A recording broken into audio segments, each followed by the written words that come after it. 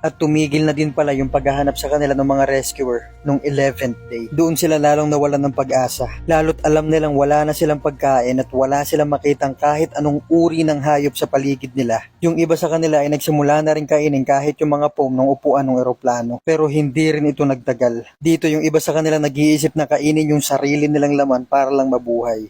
At meron na rin nag-iisip sa kanila nung punto na to na kainin yung mga kasama nilang patay na.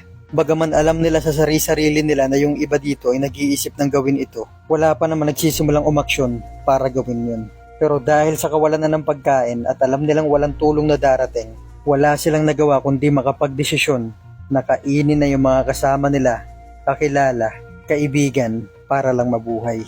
Si Roberto Canessa ay nakita nila nasa labas ng eroplano at sinabi nitong nagdadasal siya at nagpapaalam siya sa Diyos na gawin yung bagay na to.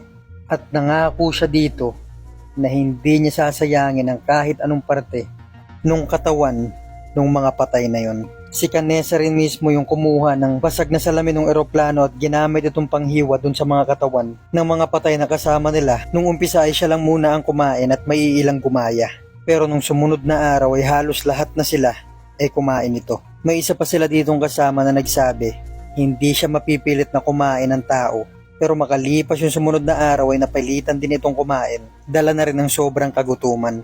Si Nando Parado naman ay prinotektahan yung bangkay ng mama niya at ng kapatid niya at hindi naman nila ito kinain. At noong October 29, nung pang-16 na araw nila dito, gabi nun habang tulog na yung iba sa kanila at yung iba naman ay gising, ay may narinig silang parang napakaraming kabayong papunta dun sa pwesto nila. At huli na nung nalaman nila na isa pala itong avalanche. Natabunan yung eroplano nila ng 1 metro ng yelo at nung mga oras din na yun ay hindi sila makahinga. Kaya't si Nando Parado ay kumilos agad bago pa sila maubusan ng oxygen sa loob. Kumuha siya ng matigas na bakal at pinilit niyang buksan yung isa sa mga bintanang sira doon sa unahan ng eroplano. Nabuksan niya naman ito at nagsimula sila makahinga ng maayos. 3 araw silang nanatili doon sa loob.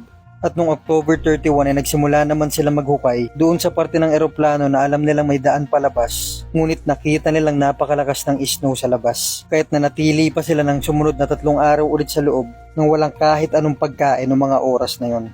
At noong November 4 nung nakalabas sila sa eroplano ay inayos nila yung 8 bangkay ng mga kasama nila na namatay doon sa avalanche. Makalipas pa ang ilang araw nang walang pagkain ay napilitan na naman silang kainin yung 8 bangkay na yon. Yung 3 sa mga kasama nila na ang pangalan ay Eduardo, si Fito, at si Daniel Fernandez na ang nagkusa at nagsimulang humiwa doon sa mga bangkay na yon at ipinamahagi doon sa mga kasama nila. Nung mga araw din na yon ay nagsisimula na sila magtalo na hindi pwedeng gano'n na lang yung gawin nila dahil darating pa rin yung oras na mauubusan sila ng pagkain. Kailangan ng may iba sa kanila ang maglakbay at makahingi ng tulong.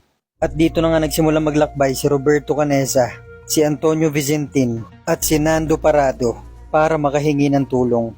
Naisip nilang akyatin yung isa sa pinakamalaking bundok na nakikita nila para pag nakaakyat sila dito ay malaman nila kung saan sila dapat dumaan at para makahingi din ng tulong.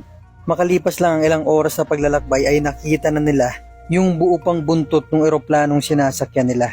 Nakakita sila dito ng isang bag ng chocolate, alak, sigarilyo at konting gamot. Meron din ditong meat patties at saka mga damit na magagamit nila. Dito nakakita sila ng isang malaking battery ng eroplano. At sinubukan nila yung gamitin para makapag-send ng message sa ilang airport pero hindi ito gumagana. Makalipas ang ilang araw na ginugol nila sa pagbuo nun, ay sumuko rin sila. At napagpasyahan na nga nilang 3 na akyatin yung pinakamalaking bundok na nakikita nila. Alam nilang masyadong imposible ito dahil wala silang kahit anong gamit. Pero yun na lang yung natatanging paraan para malaman nila kung saang daan sila dapat pumunta at makahingi ng tulong. At nasa kalagitnaan na sila ng paglalakbay, doon nila na-realize na mas mahabang oras pa pala yung gugugulo nila sa pag-akyat ng bundok na yun at kakapusin sila sa pagkain. Kaya't naisip ni Vicente na ibigay yung mga pagkain niya dun sa dalawa at babalik na lang siya dun sa eroplano nila.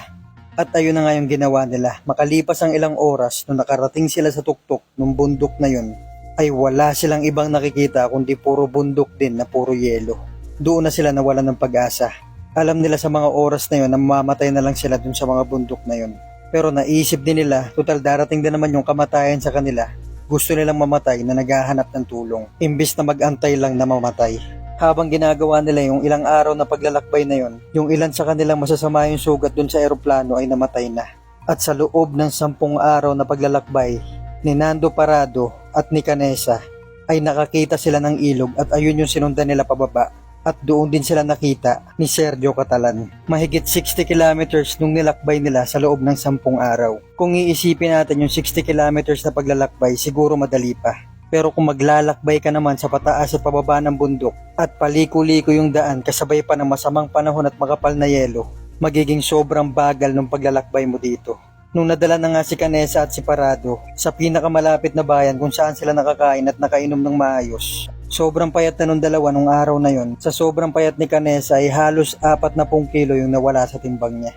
Nung nalaman ng mga tao kung ano nangyari sa kanila, marami dito ang nagalit. Na kung bakit nagawa nilang kainin yung mga kasama nila, na kung bakit hindi sila gumawa ng ibang paraan, at napapasabi nilang si Canessa at si Parado na sana sila na lang yung nasa sitwasyon nila, na para hindi na nila kailangan gawin yung mga bagay na yon. Kung umabot ka naman sa parte ng video na to, gusto lang kitang tanungin na kung gagawin mo rin ba yung ginawa nila kung isa ka sa pasahero ng Flight 571 noong October 13, 1972. Ito yung mga actual picture nila ilang taon matapos yung insidente. And don't forget to follow my Facebook page.